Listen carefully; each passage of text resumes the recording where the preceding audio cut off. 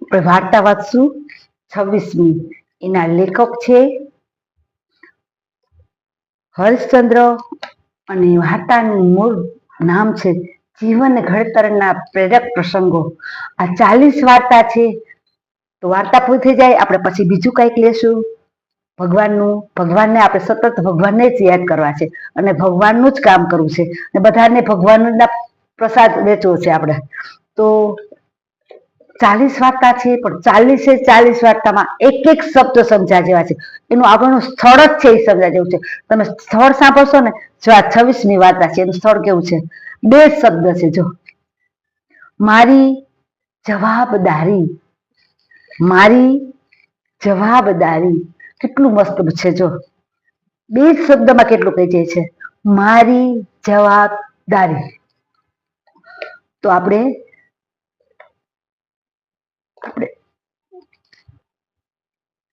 ત્રિકાળ સંધ્યા લેશું. એક કડી.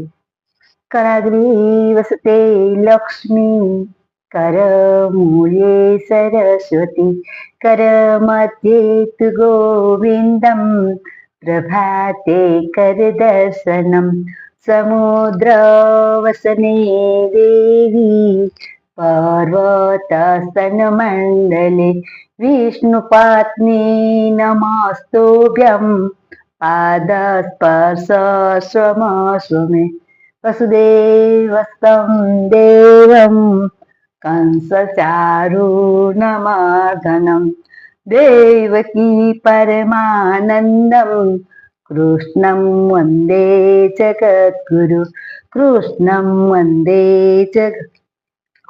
તો આપણે આવ્યા છીએ વાર્તા 26મી. તો જીવન ઘડતરના પ્રેરક પ્રસંગો. એના લેખક છે હરિશ્ચંદ્ર. હું કદાચ લખતા ભૂલી જાઉં તો તમે સમજી જાજો. મારી જવાબદારી. અને સ્વામી વિવેકાનંદનું પહેલાનું નામ નરેન હતું.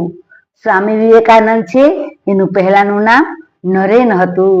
અને નરેન શાળામાં ભણતો ત્યારનો આ પ્રસંગ છે. જ્યારે નરેન શાળામાં ભણતો ત્યારનો પ્રસંગ છે. એકવાર નરેન વર્ગમાં પાસે બેઠેલા વિદ્યાર્થીઓ સાથે વાત કરવામાં તલ્લીન હતો અને શિક્ષક વર્ગમાં ભણાવતા હતા એમનું ધ્યાન એ તરફ ગયું. એટલે શિક્ષકે નરેનને ઊભો કરી ચાલુ પાઠમાંથી પ્રશ્ન પૂછ્યો. નરેન વિદ્યાર્થીઓ સાથે વાતો કરતો હતો. નરેન વિદ્યાર્થી સાથે ચાલુ વર્ગમાં જ્યારે લેક્ચર ચાલતું હતું ત્યારે એ વાતો કરતો હતો. છતાં સાથોસાથ શિક્ષક શું શીખવે છે તે તરફ પણ ધ્યાન આપતો હતો. જે પોતે વાતો તો કરતો હતો પણ સાથોસાથ જે શિક્ષક બોલે છે પણ એમાં પણ એનું ધ્યાન હતું. એટલે તેણે સવાલનો જવાબ આપ્યો. શિક્ષકે બીજા છોકરાઓને સવાલ પૂછ્યો. પરંતુ એ લોકો નરેનની વાત સાંભળવામાં એટલા જ મશગુલ બની ગયા હતા. ઓની સાથે જે નરેન સાથે વાત કરતો હતો ને એની વાતમાં પણ મશગુલ બની ગયા હતા બીજા છોકરા છે. શિક્ષક પ્રશ્ન પૂછતી હતી આનો જે ઓલો નરેન વાતો કરતો હતો ને એમાં આનું ધ્યાન વહી ગયું. તો તેઓ સવાલના જવાબ આપી શક્યા નહીં. એનું ધ્યાન નહોતું એટલે સવાલનો જવાબ આપી શક્યા નહીં. તેથી શિક્ષકે વાતો કરનારાઓને ઊભા કર્યા. જે તે પોતે બધા વાતો કરતા હતા એ લોકોને બધા ઊભા રાખ્યા અને એને પેનિશમેન્ટ આપી.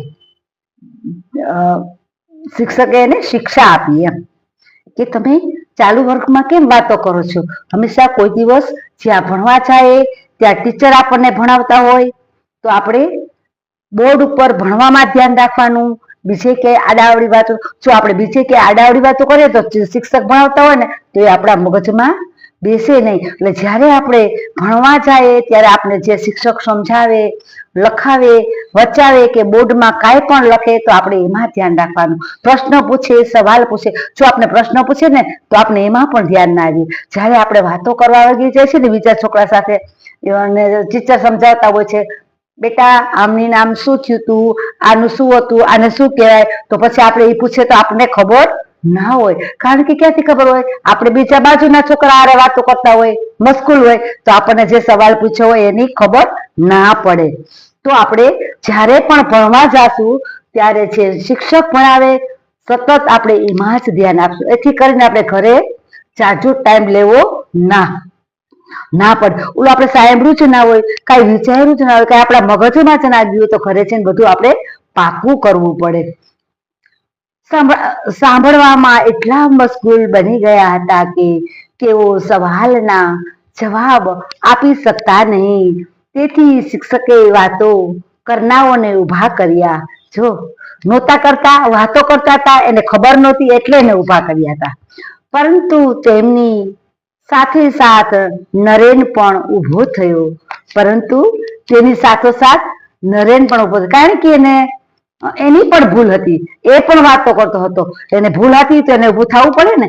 એને જ પોતે આ બધાને વાતો કરતા કર્યા. એ બે વાતો કરતા હતા તો ઓલા પેલા લોકોનું આમની સામે વાત ધ્યાન ગયું ને. નો કરતો હોત તો, નરેન વાત ના કરતો હોત તો પેલા લોકો આની સાથે વાત ધ્યાન જાત. એટલે નરેન કે મારી પણ ભૂલ છે એમ. આ જોઈ શિક્ષકે કહ્યું, અલ્યા નરેન તું કેમ ઉભો થયો? પછી ટીચરે પૂછ્યું, અરે બેટા તું કેમ ઉભો થયો? અરે પછી એને શું કીધું? એને ખબર પડી ગઈ કે હું વાતો કરતો હતો ને એટલે એ મારા સામે જોતા હતા, તો તમે એને ઉભા કર્યા તો મારે પણ ઉભું થવું જોઈએ અને મારી પણ ભૂલ હતી. જો એની ભૂલ એને કબૂલ કરી, એને પોતે જાતે શિક્ષકે ઉભા કર્યા પહેલા એને ભૂલ કબૂલ કરી લીધી કે ના ટીચર મારી ભૂલ હતી, હું વાતો કરતો હતો ને એટલે એ લોકો મારા સામે જોતા હતા, એટલે એની ભૂલ નથી, મારી ભૂલ છે. જો નરેને કહી દીધું, એટલે સામે પહેલા સવાલ આપી દીધો ટીચરને. તે તો સવાલનો જવાબ બરાબર આપ્યો છે. જો ટીચર કે તે તો સવાલનો જવાબ બરાબર આપ્યો છે, તું બેસી જા. પરંતુ નરેન બોલ્યો, ના ગુરુજી ના, ના ગુરુજી ના, હું પણ એ લોકો સાથે વાતો કરતો હતો. જો એને ઉભો થઈ ગયો ને ત્યારે છે ખબર પડી ગઈ કે એ લોકો સાથે હું પણ વાતો કરતો હતો, મારી પણ ભૂલ છે. પેલી ભૂલ મારી છે, જો મેં વાતો કરી તો એને મારું સામું ધ્યાન ગયું, મેં વાતો ન કરી હોત તો મારા સામું ધ્યાન એનું ન જાય. તો એ લોકોને મારા હિસાબે એને ઉભું થવું પડ્યું. એટલે પેલી ભૂલ મારી છે. જો એને પોતાની ભૂલ હતી અને પોતે કબૂલ કરી લે કે ના ગુરુજી ના, હું પણ એ લોકો સાથે વાતો કરતો હતો.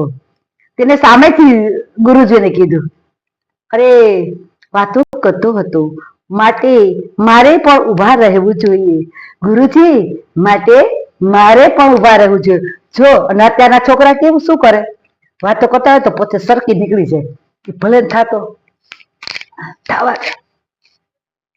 નહીં, એવું નહીં કરવાનું. હંમેશા સ્કૂલે જાય તો કોઈ છોકરા બાંટતા હોય, કજિયું કરતા હોય તો એને છૂટા પાડવાના અને કોઈની સાથે કજિયું નહીં કરવાનો. બધા હળી મળીને રહેવાનું, નાસ્તા હળી મળીને ખાવાના. કોઈ દિવસ જે માર પીટ કૂટ કેવા કરે છે સ્કૂલે જાય તો એ બનવું ન જોઈએ.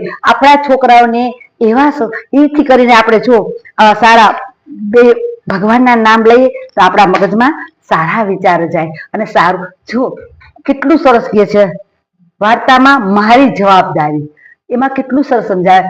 તો જો પોતે વાતો કરતો હતો તો એની સામું નજર ગઈ એટલે શિક્ષકે ઉભો ઓને કર્યો હતો જે સામુના સામું જોતો હતો ને વાક આને હતો.